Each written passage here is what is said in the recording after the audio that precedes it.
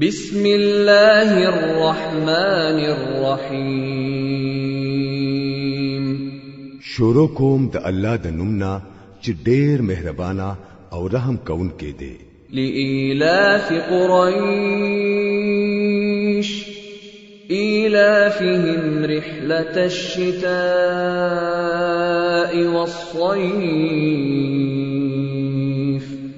فليعبدوا رب هذا البيت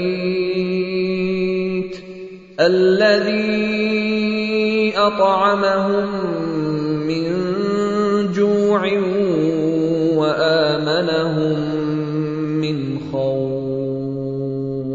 د دې وجنا چې قریش عادت شو یعنی د جمی او د وړي د سفر سره عادت شو نو دوی لپاره دي چې د دې کور د رب عبادت وکړي چې دوی د لوګي نه بچ کړل او روزي ورلور کړه او د یری نه بچ کړل او امن ورکړو.